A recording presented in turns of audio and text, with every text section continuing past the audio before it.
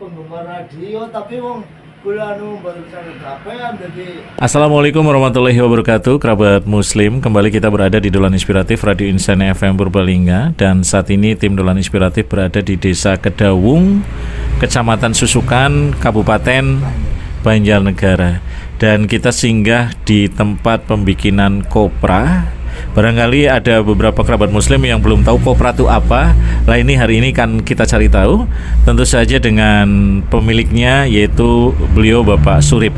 Inilah Dolan Inspiratif Radio Insan FM Purbalingga. Dolan Inspiratif. Assalamualaikum warahmatullahi wabarakatuh, Pak Surip. Waalaikumsalam warahmatullahi wabarakatuh. Pak Surip, maaf ini mengganggu, Pak. Saya kok kemudian penasaran dengan usaha Pak Surip ini. Kopra itu apa sih, Pak? Yang namanya kopra itu sebetulnya bahan minyak. Lah, ini bahannya kopra ini dari kelapa yang tua, kelapa yang kering itu ya bisa di prosesnya itu bisa di model di namanya dijemur sampai kering bisa, terus di open juga bisa.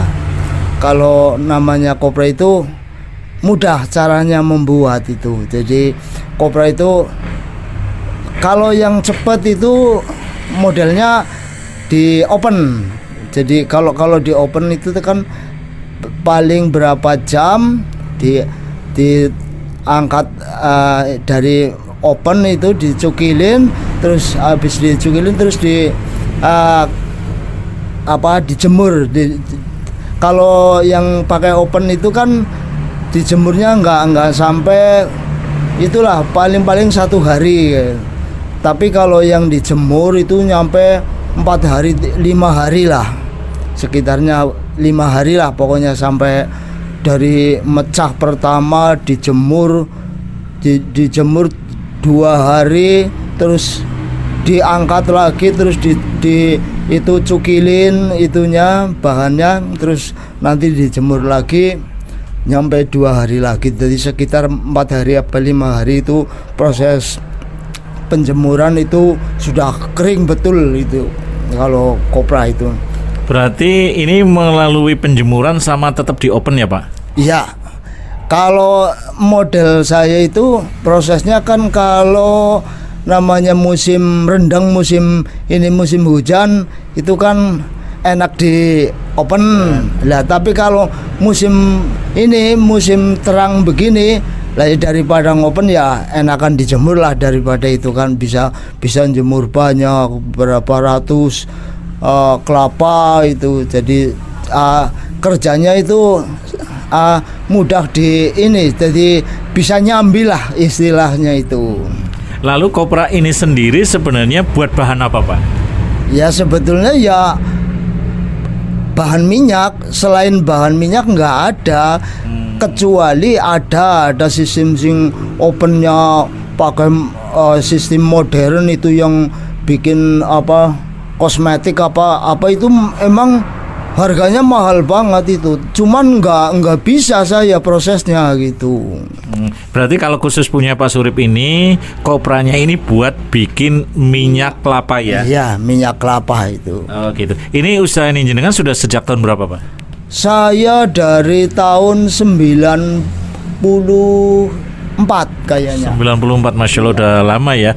Lalu Pak, tadinya tuh seperti apa sih Pak? Kok Bapak kemudian memilih usaha membuat kopra ini? Apakah karena bahan bakunya tersedia banyak atau seperti apa, Pak? Mungkin bisa diceritakan sedikit untuk awal mulanya gitu. Ya, itu saya ya dulu ya pertama jadi jualan kelapa itu ya nggak inilah ya istilahnya sambil lalu kok jadi jadi batu loncatan istilahnya lah. Dulu ya saya nggak kepikiran jadi bakul kelapa gitu loh. Tapi setelah saya amati kok hasilnya agak lumayan ini kok. Lah kok bisa belinya sekian. Dulu zaman saya mulai jualan kelapa kan metik sendiri di pohon itu cuman Rp350. Iya. Saya bisa menjual 600 gitu. Dulu zaman dulu tahun 94 95 itu pokoknya harganya masih murah kelapa.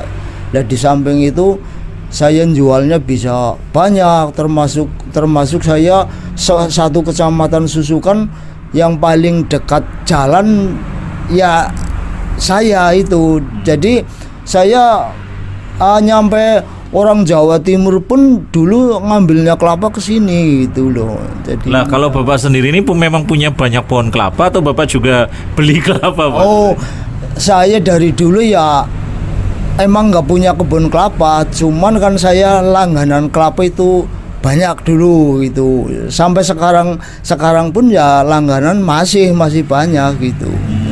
Dan ini kelapa-kelapa yang kemudian Bapak dapetin ini memang setiap hari didatangkan ya Pak atau gimana Pak? Oh, saya ini termasuk langganan.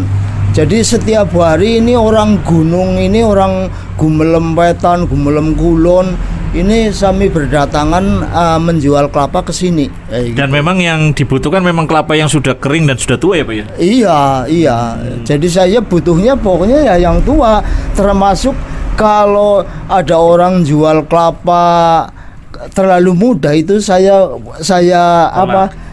Ya bukan saya tolak, cuman saya kasih sanksi. Dalam arti sanksi ini pokoknya kalau kelapa terlalu muda saya bayar, cuman kan saya buat harga yang murah biar orang sana itu enggak metiknya enggak sembarangan. Jadi saya selalunya kan butuhnya kelapa yang tua gitu.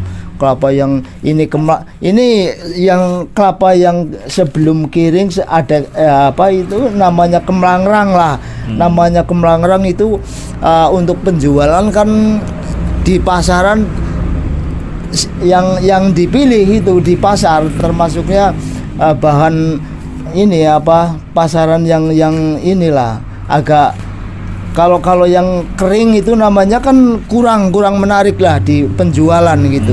Jadi mintanya kalau di daerah pokoknya ya pasaran mana saja yang namanya kelapa untuk penjualan ini banyon ini namanya ini ya mintanya yang kemlangrang, yang gede gitu, yang baru gitu. Pak, ini sih tua dari pohonnya atau kemudian sudah dipetik dibiarin aja jadi tua Pak? Oh, ini ya dari pohonnya. Gitu. Termasuknya lah itu saya katakan tadi kalau terlalu muda dibawa ke sini saja ya enggak iya saya kasih sanksi gitu. Jadi biar orangnya kapok lah, jangan membawa kelapa apa ini terlalu muda. Soalnya saya ruginya dijual beginian, dijual kelapa pun sananya yang beli nggak mau gitu. Iya, lah dibuat kopra juga ini susutnya nemen banget ini. Jadi seperti kertas itu loh kalau sudah kering itu. Kalau sudah kering kan itu wujudnya begitulah, itu keringnya gitu. Lalu Pak, untuk kopranya sendiri setelah melalui proses dari Bapak ini, Bapak jualnya kemana Pak? Oh, ini saya ya langsung ke pabrik bisa ya, tapi yang sekian lamanya saya berlangganan itu sama orang Cilacap.